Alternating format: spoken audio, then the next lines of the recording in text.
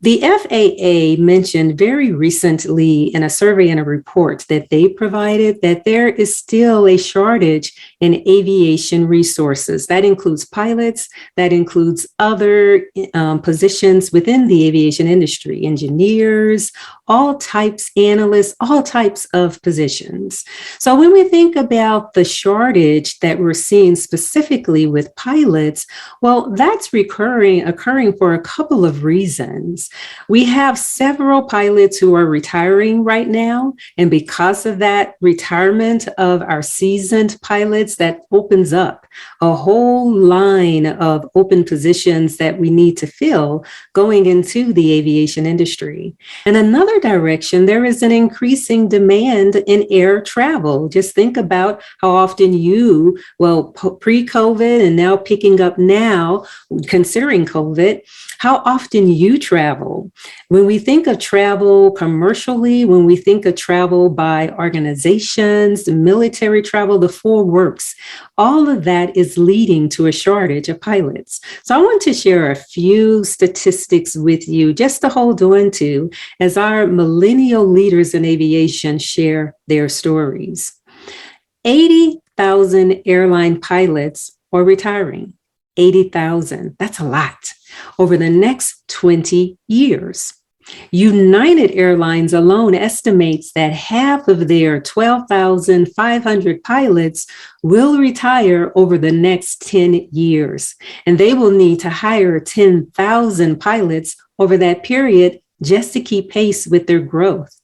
And one more stat, American Airlines has a similar projection with 7,200 of their 15,000 pilots set to retire over the next decade. So as we get into the exciting portion of today, listening to our young aviation leaders, just think about the exciting opportunities that exist in the aviation industry. It could have your name on it. So without any further hesitation, I'd like to switch the floor back over to Miss Carrie Seuss, who's going to introduce to you our fantastic millennial leaders of today in aviation. Carrie, the floor is yours. Thank you, Dr. Ivy. Good afternoon, everyone. I'm Carrie Seuss, your current UAGC Women in STEM Vice President. It's my pleasure to introduce you to our four amazing millennial panelists. Their love of flying started at a young age, and their achievements to get where they are today is an inspiration to an old Gen Xer like me. Our third speaker, Chameron Chase, a Charlotte, North Carolina native, graduated in 2017 with a bachelor's in aviation from Delaware State University with honors. During his time at Delaware State, he was also a flight instructor helping other students excel in flight training, and in 2016 worked at the United Airlines as a flight operations intern. Chameron is currently a first officer for United Airlines, and prior to that, he spent 4 years as a captain at Piedmont Airlines. Chameron uses his compassion and positive attitude today to help encourage others to work hard and succeed in their own endeavors. Please say hello to Chameron Chase. Hey, good evening, everyone. My name is Chameron Chase. I'm a first officer as well for United Airlines. Just hired last month, so I'm excited to be on property there at United. I too, just like Mark and Tevin, I too started my passion for aviation at a young age. I actually had a father who was a dispatcher, so he kind of worked on the operational side of the flight things. At the time, it was U.S. Airways. He was a dispatcher and made the flight plans and everything for the pilots there. And at a young age, I really wasn't too interested in having a career in aviation, but I just knew it was an option if I wanted to do that. But at the time, when I was going through middle school and high school, I was involved in STEM, and my goal was just to become an engineer of some sort. All I knew was I wanted to go to work dressed up in a shirt and tie and go downtown. So it wasn't until I met another church member of mine who decided to run an ACE camp, like Tevin said. It was a week-long aviation career exploration camp where we had he had about maybe 30 kids, all about 8th to 9th grade, and spent the whole week exploring different careers. Like I said, I'm here in Charlotte, North Carolina. We got to tour the Charlotte Air Traffic Control Tower. We got to fly some of the U.S. Airways flight simulators that the pilots were using at the time for their current training. And on the very last day, we got to take a introductory flight, which is typically a short flight, just allowing you to see what pilots do in the initial phase of training. And you'll go up in a small little propeller aircraft, and you'll take a flight and kind of fly around just the local area. And so that flight was really what sparked my actual aviation or my drive to actually pursue this career. So after that, I was like, okay, I got to figure out what I got to do to become an airline pilot, because I think this is something really, really neat. So I sat down with my mentor who ran that camp, and we developed a little plan. Ended up going through high school, and I went through the STEM program that was there in the engineering program that I was in. And I had originally planned going through the Air Force Academy. Found out I wasn't competitive enough with my GPA.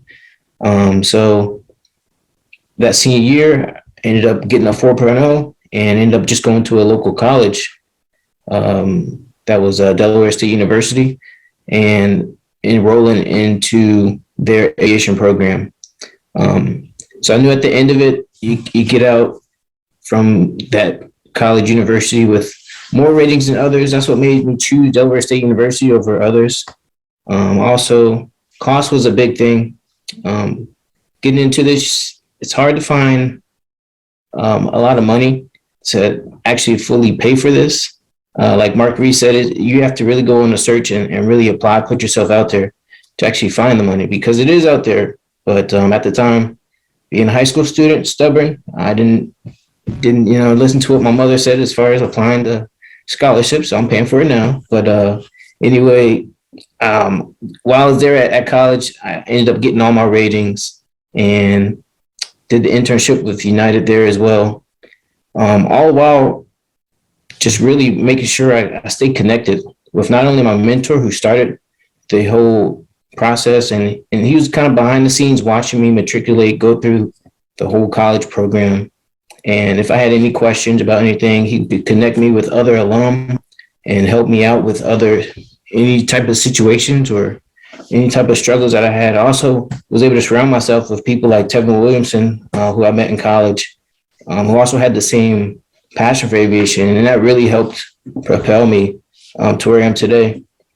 If it wasn't for Tevin, I would have never actually done that United Airlines internship, which tremendously changed my whole mental on what I actually wanted to do in aviation.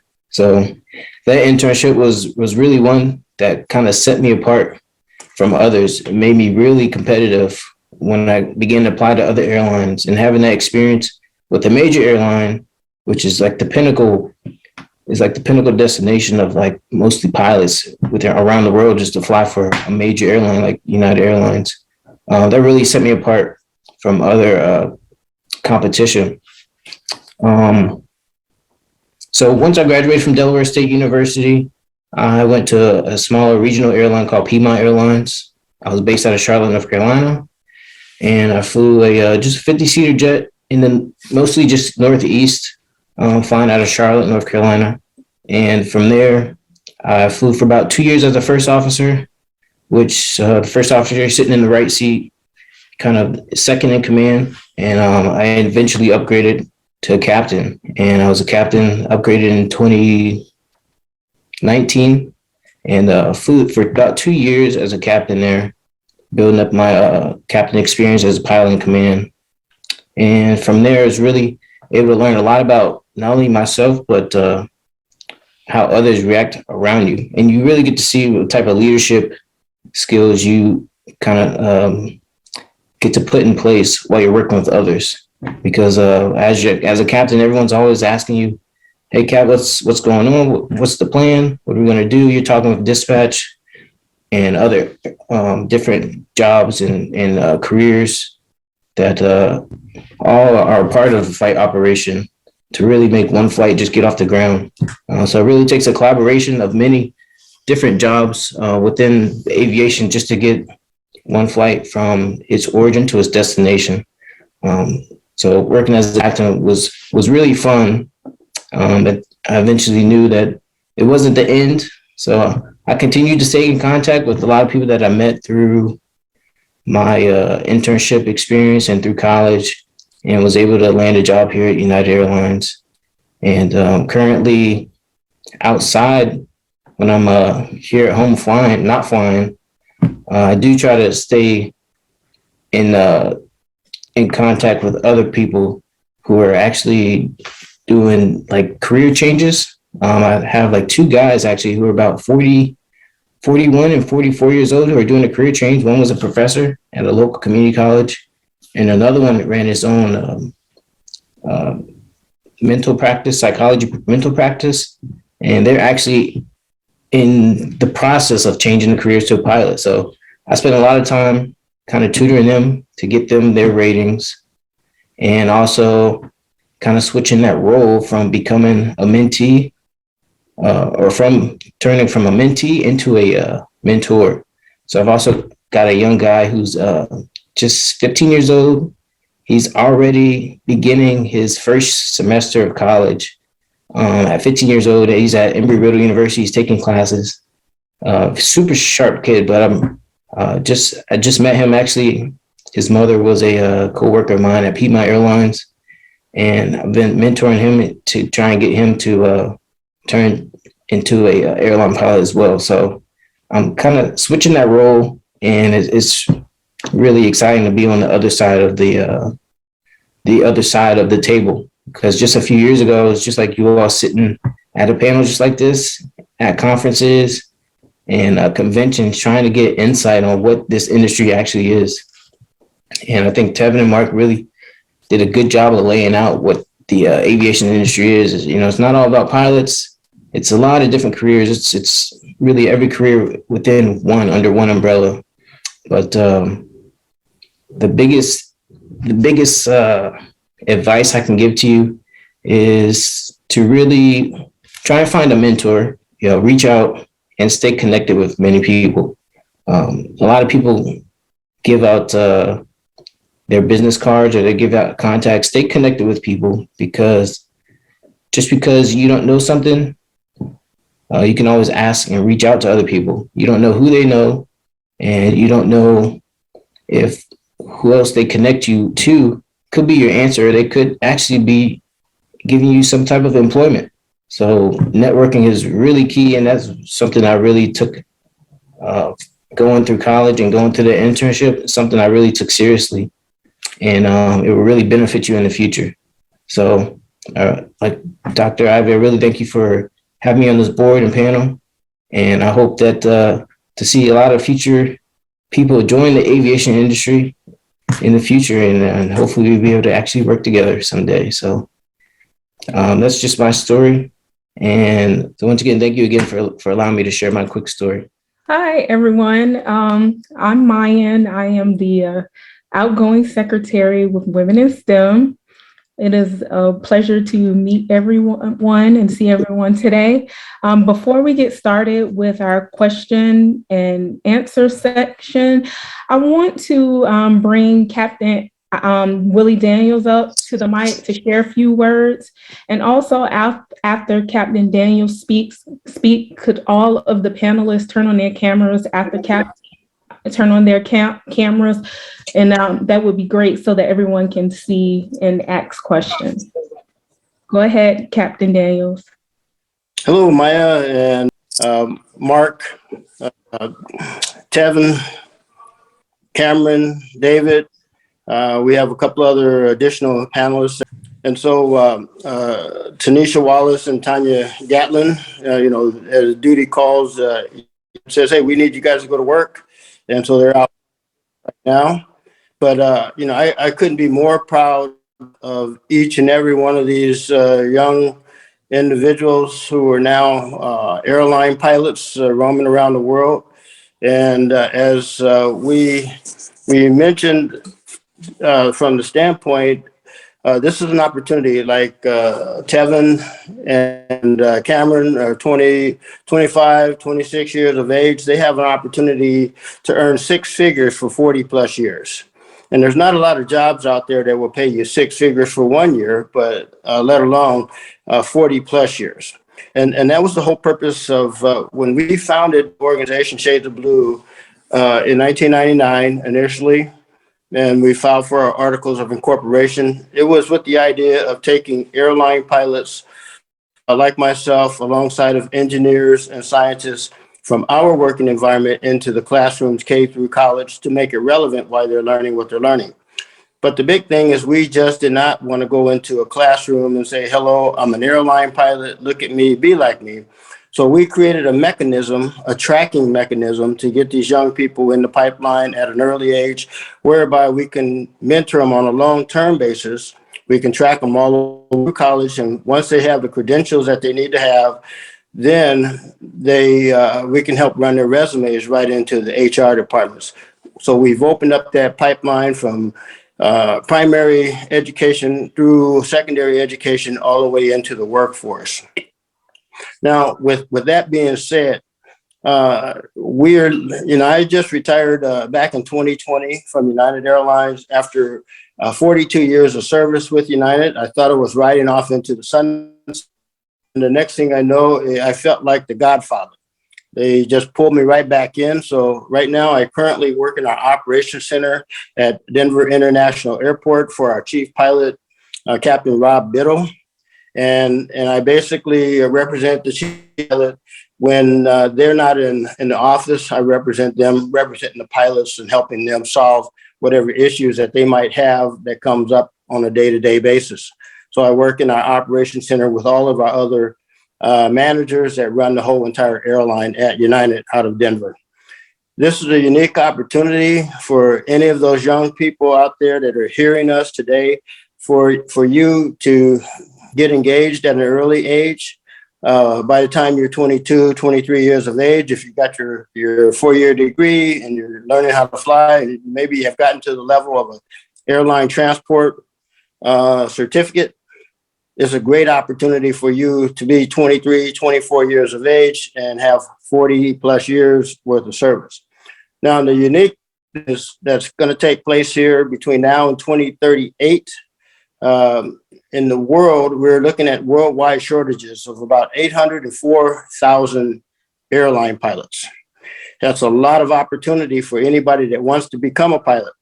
But not only that, there's a whole host of other opportunities. Like right now, we need almost 914,000 flight attendants that will be needed by 2038, and also about 769,000 aircraft mechanics.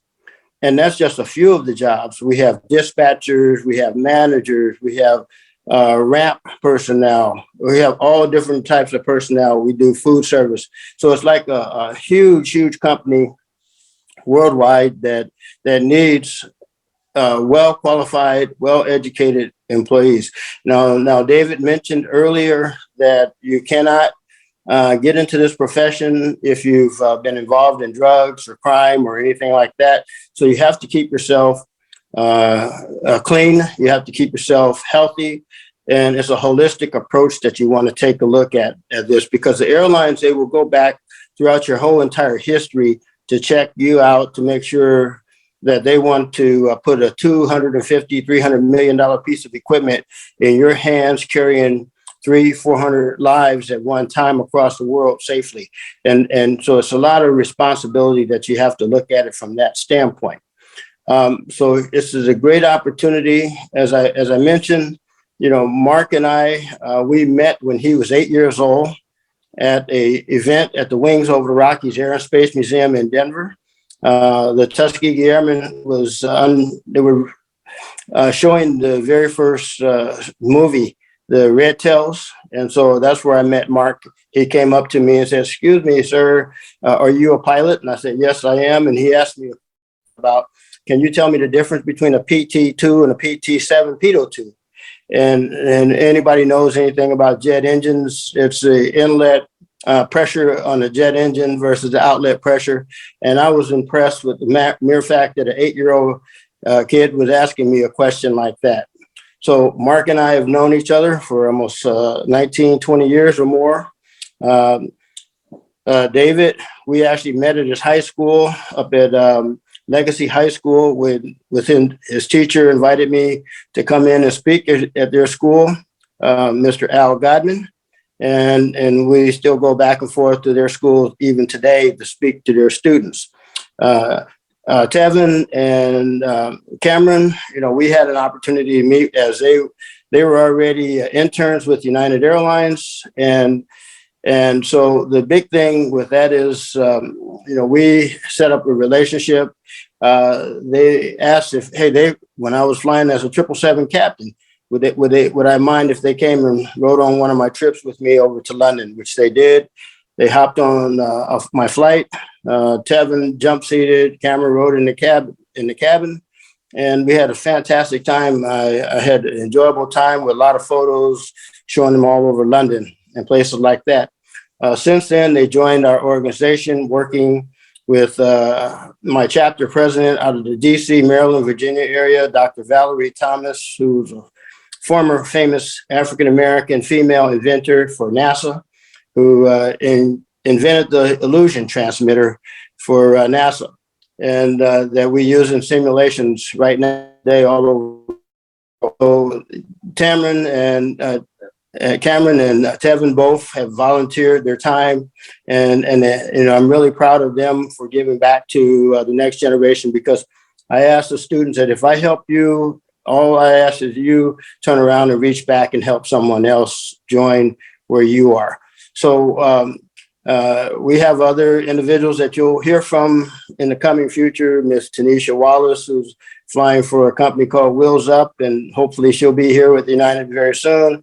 Miss Tanya Gatlin, who got a last minute trip today and had to go out and fly. Other than that, she would have been on this call this morning or this afternoon. And so it's a great opportunity. So if anyone is interested, they can feel free to check out our website at ourshadesofblue.org. Students can join our organization all over the country. We have several chapters in Los Angeles, Colorado, DC, Maryland, Virginia, Georgia, New Mexico, and we're bringing other chapters that were dormant back up and operational, like in Illinois and things like that. So this is a great opportunity for those of you who are interested in a rich, rewarding career to be productive members of society. And I look at it from the standpoint that not only do you benefit, but everybody involved in your sphere of influence, your family members and your friends can all benefit from that. And with that being said, I will turn it back over to Dr. Ivy. Thank you.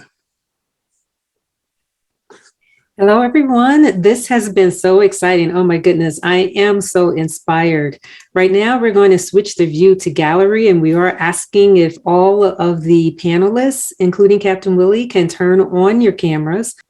How do you even top an event like this? We don't know, but hey, we're just going to keep on trying, and, and hopefully we can have more Captain Willie and his crew to come back to share with us. We would love to have you all. And so on that note, we will see you next month as we have another exciting webinar on the STEM industry. So I encourage everyone to pursue your dreams, and I hope you stay safe, and I hope you have a great weekend. Until March, we'll see you then. Thank you very much. Thank you, everyone.